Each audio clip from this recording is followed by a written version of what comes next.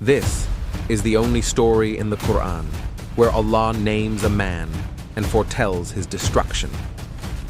And that man was the Prophet sallallahu alaihi wasallam own uncle. He used his family, his wealth, and his wife to try to extinguish the light of Islam. This is what happened to him. My children, tonight I will tell you the story of Abu Lahab, a man whom Allah himself named in the Qur'an. He was not a stranger. He was the Prophet's uncle, the man of fire. Before revelation, Abu Lahab admired his nephew, Al-Amin, the trustworthy. But when Allah chose Muhammad, peace be upon him, as his messenger, pride became envy, and love turned to rage. 3 years after the first revelation, Allah commanded, "And warn your nearest relatives." The messenger climbed Mount Safa and called out, "O people, if I told you an army stood behind this hill, would you believe me?" The crowd said loudly, "Yes, you are Al-Amin."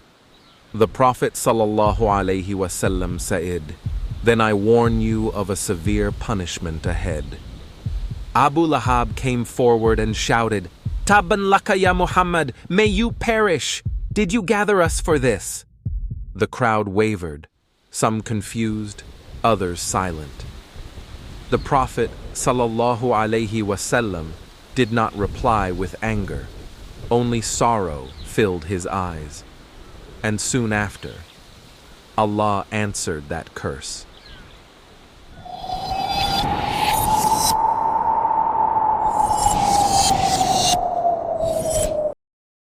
بسم الله الرحمن الرحيم تبت يدا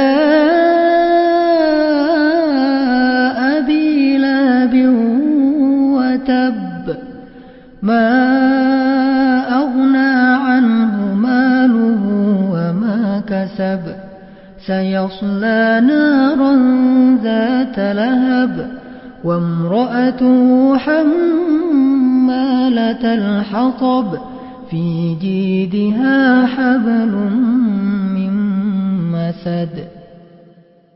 When those words reached him, Abu Lahab laughed. "Perish my hands? Look, they're strong. Do you see any fire burning me?"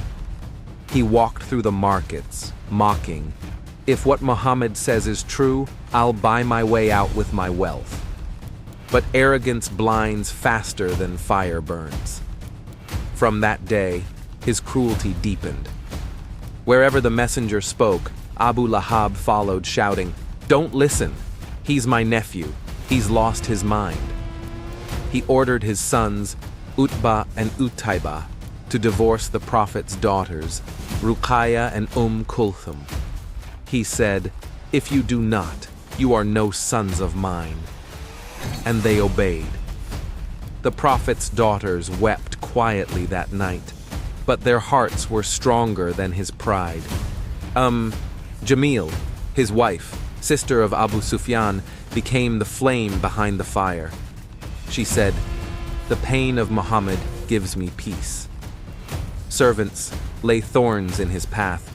She carried hatred like wood on her back, and her gossip spread faster than smoke. But Allah watched as they built their own fire. 10 years passed. Then came Badr, and Quraysh fell. When news reached Makkah, Abu Lahab's heart turned to ash. A disease struck him. His body burned from within. His own sons feared his stench. They did not bury him.